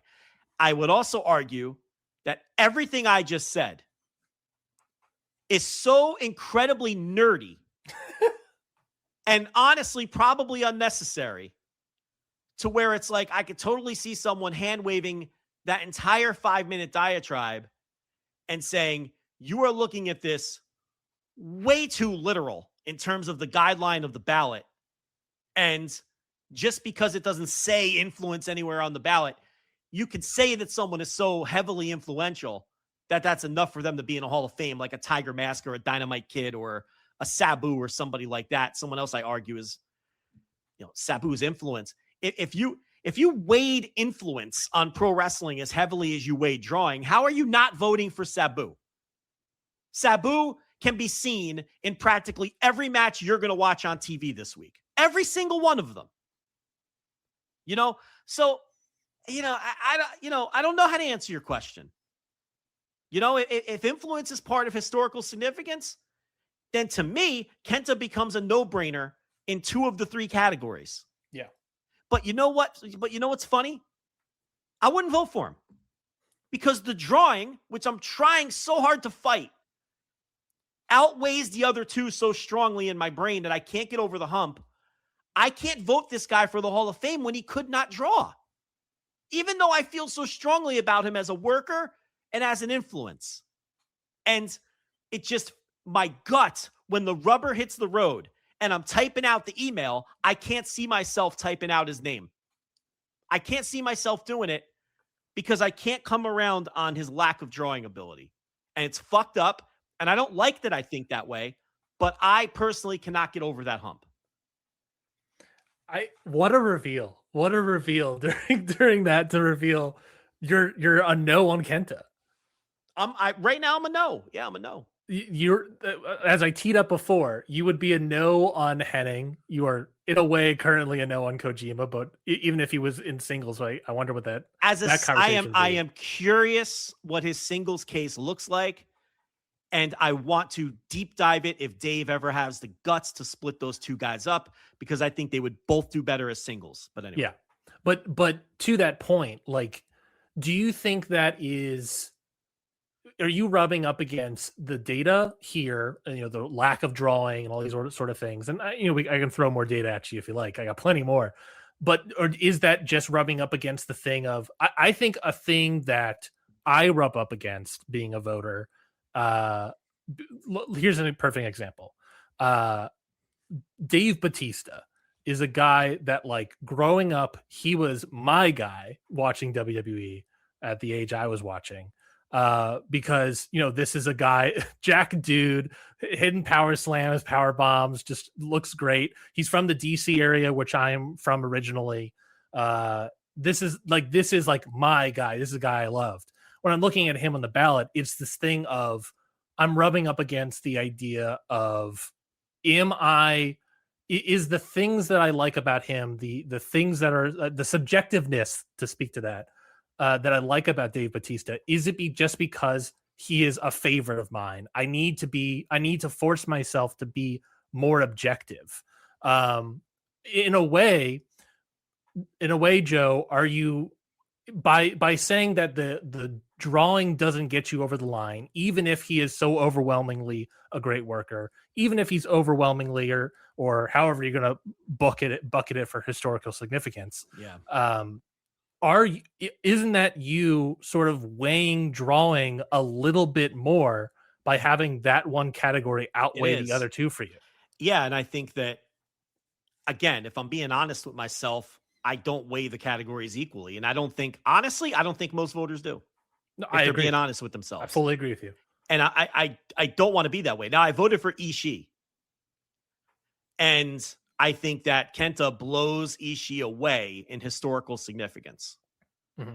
And I think that Kenta, as far as neither one of them are Hall of Fame level draws, I think Ishii's drawing case is massively misunderstood and underrated by people who just hand wave it and assume that he never main evented. Guy main evented a ton.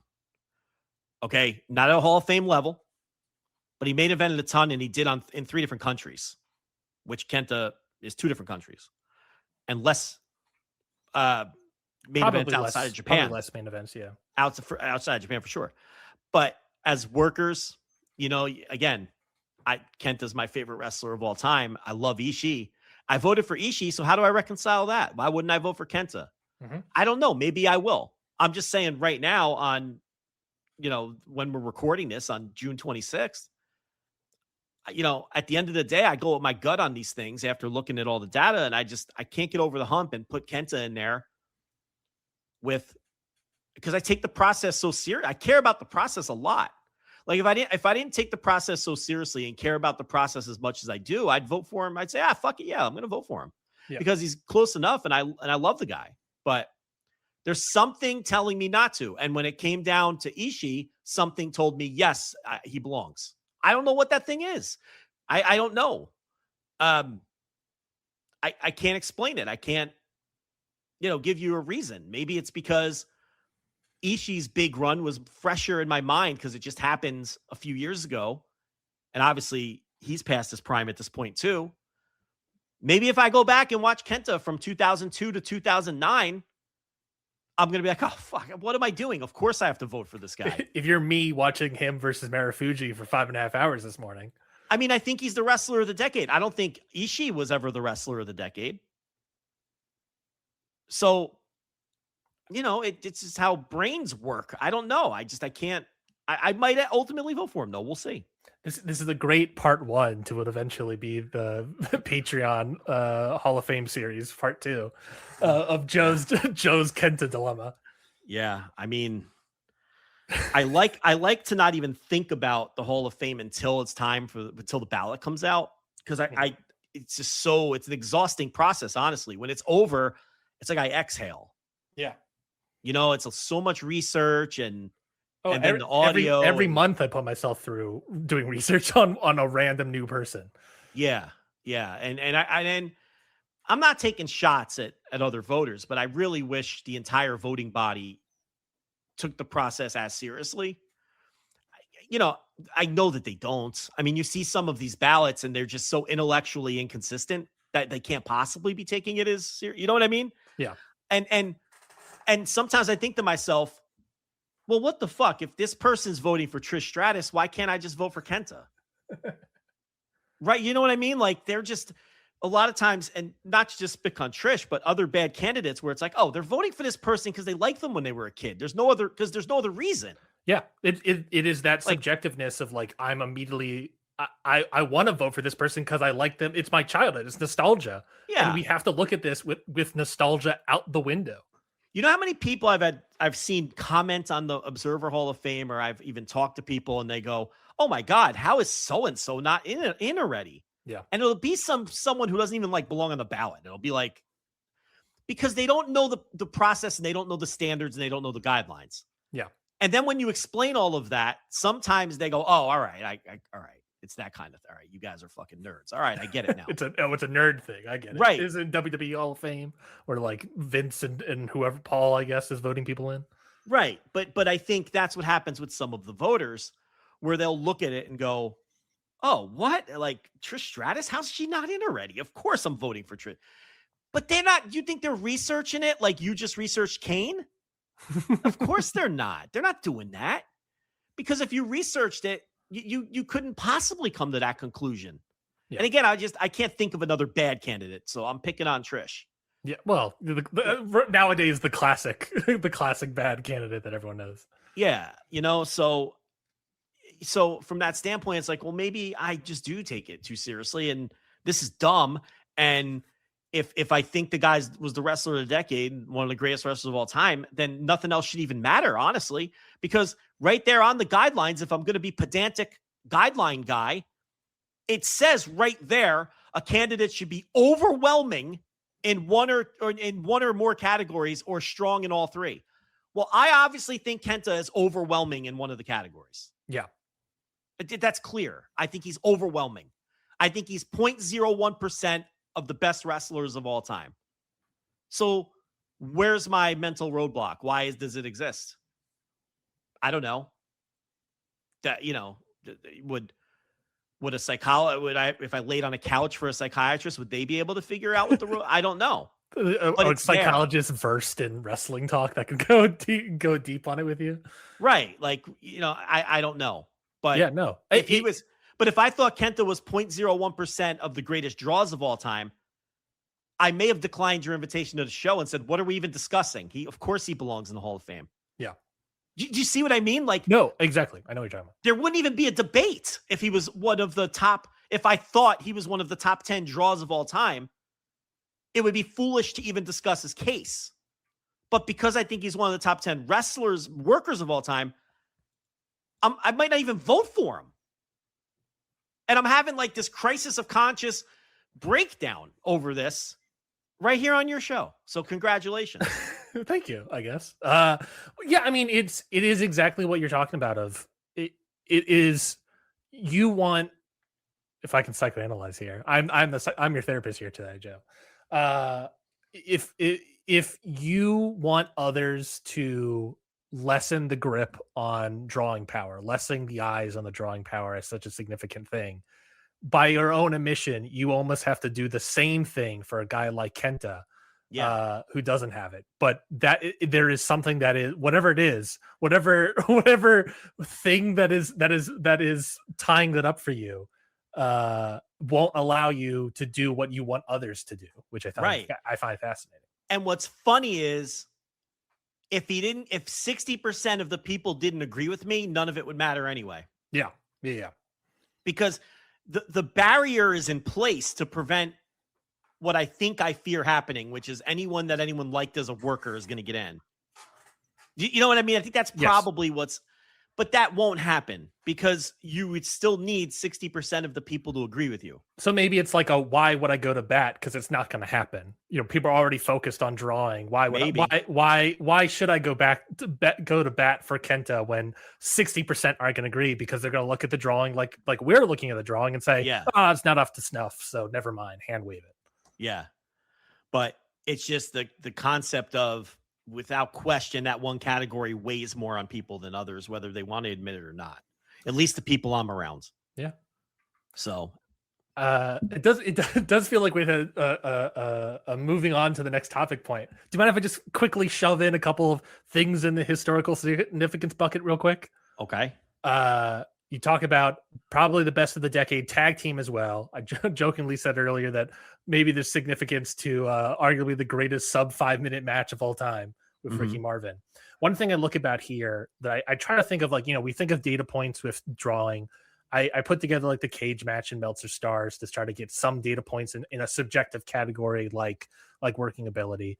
I try to think about what's a subjective data point I can create for historical significance. The best one I can come up with was just looking at all of these awards.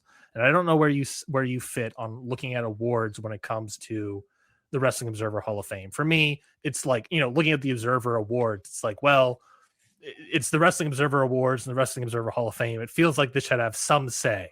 So I think ignoring the Wrestling Observer Awards and the Wrestling Observer Hall of Fame is so counterintuitive and stupid that I don't even understand that's the publication's Hall of Fame that you're voting for. So how can you disregard the award results?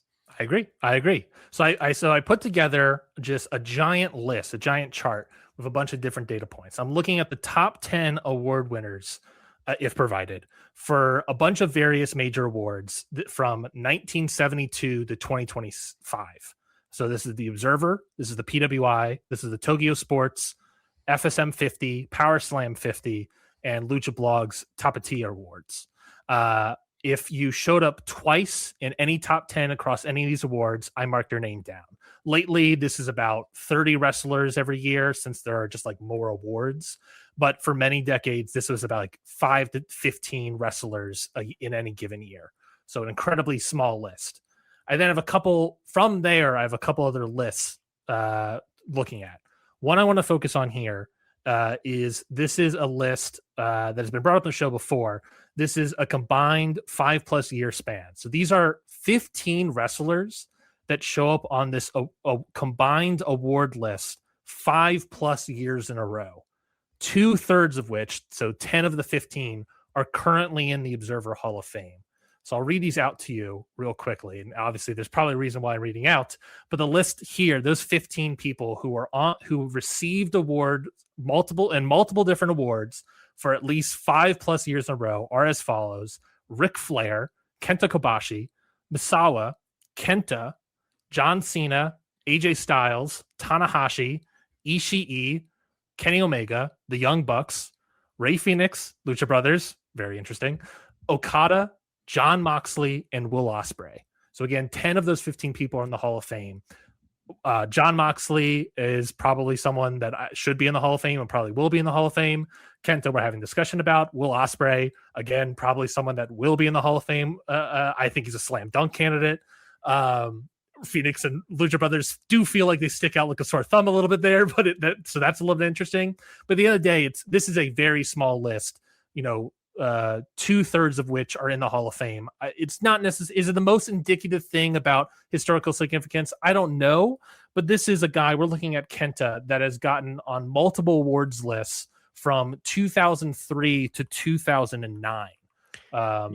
Is that span there? So however many years that is right until that knee injury, right until that knee injury. That's so those 7 years he pops up. So a guy that is again, we're talking about historical significance in the canon of professional wrestling, a guy that is one of the best wrestlers in the world for at least 7 years right then and there. And then you can sort of look at it post knee injury.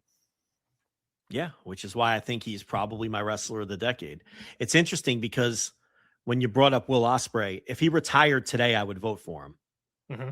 But he probably has less of a drawing record than Kenta. I've been thinking about that lately because obviously I haven't done the research yet on Will. So again, make sense of that. I can't. Mm-hmm. Yeah. I mean, yeah, this isn't the Osprey case hour, but it is a thing of like, I think about that because it's in relation to Kenta. Like I can't even fathom having this Hall of Fame without Will Ospreay. It's like, of course he has to be in it. Yeah. But he's a slam dunk. But I mean, I Kenta probably is the better overall case, but I can't get over the hump with Kenta. I don't understand it. Yeah, Osprey's this a guy isn't that this isn't the Joe crisis of conscious hour. I understand that, but I can't. It isn't not that though. Yeah, fair enough. But it's true. I think that is for a lot of these people, especially first timers popping on the ballot. And I feel this way for a lot of people in the ballot as a whole. There's a lot of people that, for me, like when we talk about Osprey as a slam dunk, I don't really feel like there's anyone on the ballot. Well, there's a couple of rest of the world, but that's a whole different situation. There really isn't anyone that it feels like a slam dunk vote for me. And anyway, everyone has something that is detracting them in some way, or their highs are not as high. Like Kenta and Will Ospreay as an example.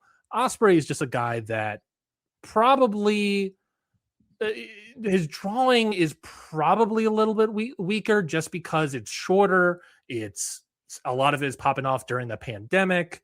Then it's going to America and all, so it's a different region, a different way you're looking at all these sort of things. He has influence, significance, one of the best workers since at least 2019. You could probably argue earlier than that as well, and in the world. Again, if we're talking 2019, that's 7 years, like Kenta. This is a guy that's very similar, as obviously influenced a bunch of indie workers at the very least. But his influence, if you want to put in that bucket of working ability or historical, whatever you want to put it in, is a guy that influence is going to register later, probably like a decade or so from now, hopefully sooner. But what is that thing? Is it just that his highs as a worker are higher than Kenta? What is the thing that makes him a slam dunk versus Kenta? Is it just the vibe? Is it that Kenta was in Noah versus Ospreay was in New Japan? Is it just like which promotion you're in? At the end of the day, a lot of people look at WWE. If you're in there, you get some bonus points. So I do agree. There are a good number of people in here that like. I do brush up against that sort of that issue of like, well, they have this, but they don't have this, or trying to subvert my own feelings about the wrestler and trying to. I find sometimes when I think about it, I think about like how others would vote, and you kind of talked about this a little bit. Think about how others would vote, and like. To almost like take away my own subjectivity about a wrestler and how I feel about them as a Hall of Famer. It's like, well, other people think they're the Hall of Famer, and so that might influence me, or some people think they're not a Hall of Famer, that might influence me. And so you sort of think about how like, how other people will vote, and then it's a matter of like, well, who gives? I always have to tell myself, well, who gives a fuck about what they're voting for? This is my ballot. I'm going to vote who I want to put on this thing. Yeah. And if I feel strongly about this guy, then I feel strongly about this guy. Yeah, maybe that's my mental block then. Well, who knows? Yeah. Who knows? Joe, I apologize for putting you through the ringer here. Obviously not the intention, but here we are, I guess.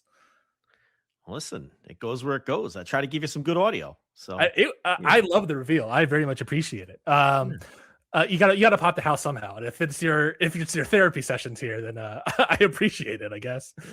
Yeah.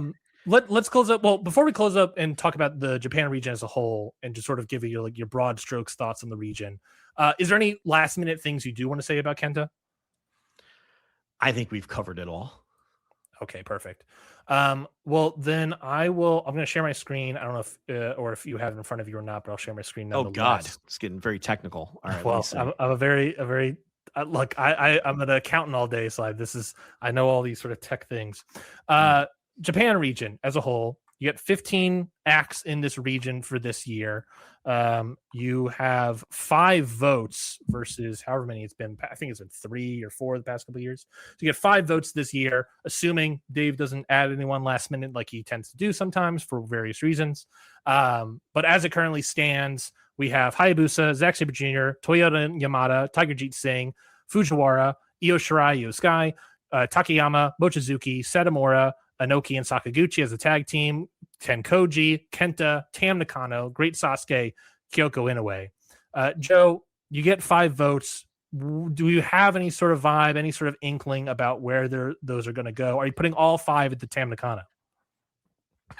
Yeah, sure. I vote for Hayabusa. I vote for Tiger Jeet Singh. I'm on the fence with Zack Sabre Jr. much for the same reasons I'm on the fence about Kenta.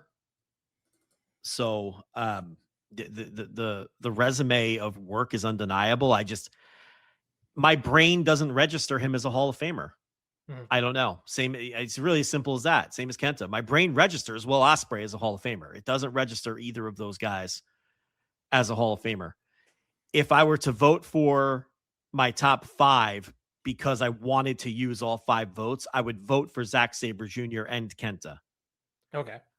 And then my cut line would be like, Mochizuki, who's very similar to those 2 guys too, but lesser than, I think.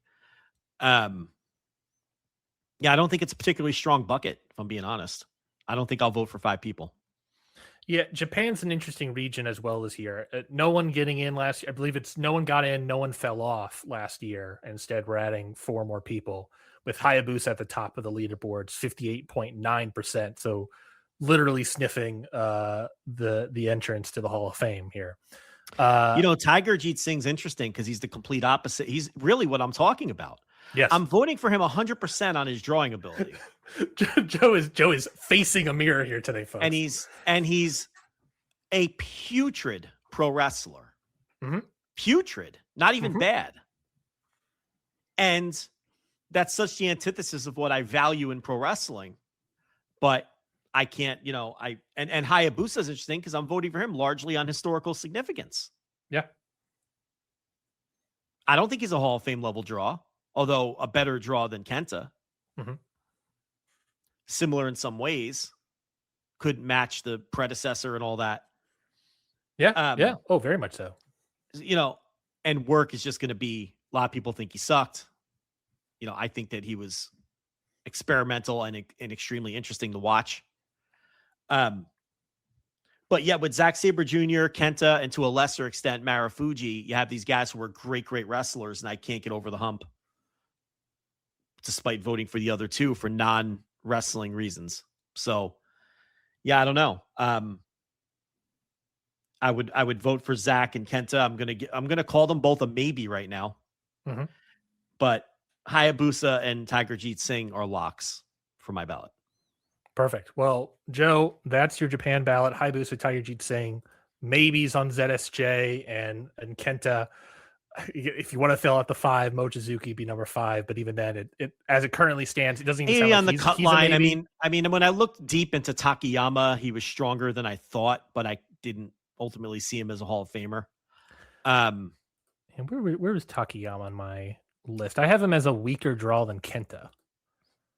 But I'm only looking at the no attendance from, like I said, 2000 to 2014. And then a lot of the other candidates I wouldn't even give the time of day to. So, yeah, no, kind of where I'm at. I appreciate it. I appreciate it, Joe. Well, there we go, folks. That is it for this episode of The Ballot. Joe, I feel there is this feeling, this need of wanting to cheer you up in some way. It just feels like I'm not in a bad mood. I'm fine. I'm fine. It feels like you ended on such a dour note. No, I mean, I'm fine. Self-reflection, like reflecting of the soul, like you're looking in the mirror. Who am I? What am I as a voter? This is like every Hall of Fame show that I do on my own platform. I have this same, this same internal struggle. But I mean, I'm fine. I'm good. Don't worry about me. I'm a happy guy. Well, perfect. Well, look, I appreciate it. I appreciate you coming on. You're someone I highly respect and listen to for years now, as a wrestling pundit and a wrestling guy that knows his ball and knows his wrestling. So, oh well, thank you. I appreciate that. I very much appreciate you coming on the show. Like every podcast ends every podcast. What are your plugs for people to listen to? Obviously, I would recommend the Hall of Fame shows every year. Similar to the Ballot, this is sort of the starting line. The ending line is the Hall of Fame shows that you do on the Patreon for Voice of Wrestling, for the Flagship rather. What other plugs, if you have any, Joe? The floor is yours. I would think that everyone is familiar with the Flagship at this point. This is in fact on our network, what you're listening to right now.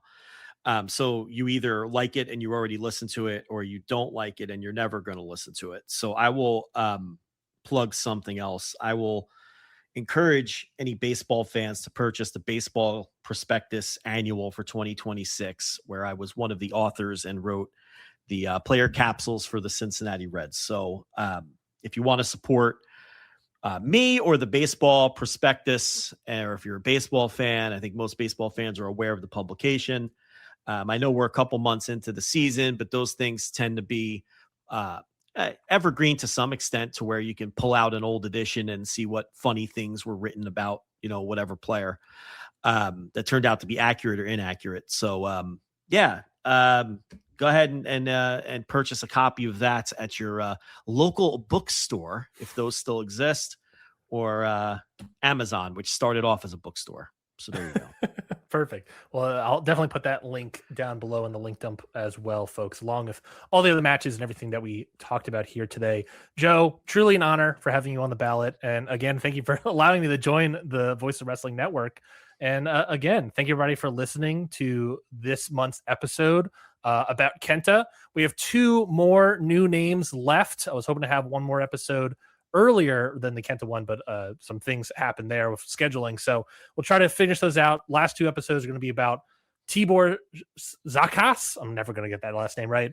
And Colosso Colasetti out of the Mexico region. So a lot more, these are names that I would say most people that listen to this don't know who they are. And so get ready for a historical lesson, I guess. Learning about, that's the beauty of this show. Sometimes you learn about wrestlers. Sometimes we talk about Kane for 2 hours, and sometimes we talk about wrestlers that you've never heard of. You want to do an hour on Colosso Colasetti right now? Let's go. Let's go. I do have notes on Colasetti. Well, you'd have to find someone else, because I'm not going to be the guy that's going to be able to do that for you. You're not a Colasetti man. You're not you're not one of the Colosso heads. You could have made that up, and I wouldn't know the difference. Perfect. Well, so we'll get ready, Joe, Joe and others to listen to that eventual episode on the Ballot. Thank everybody for listening to this episode. We'll be back next month with an all new topic of conversation. Until then, have a good one, everybody. Bye-bye. The Ballot Podcast was recorded and produced by myself, Ryan Knightsey, as part of the Voices of Wrestling Podcast Network. Please rate, subscribe, and most importantly, review the show wherever podcasts are found. To continue the conversation, please leave us a message at 9495-BALLOT or 949-522-5568. You could also join the VOW Discord and join us in the Ballot channel. Have a good day, and we'll talk to you next time on The Ballot.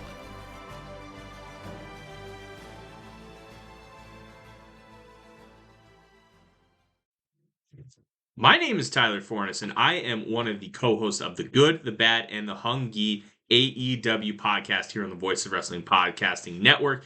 We take a broad scope approach to the world of All Elite Wrestling and the entire universe of Tony Khan.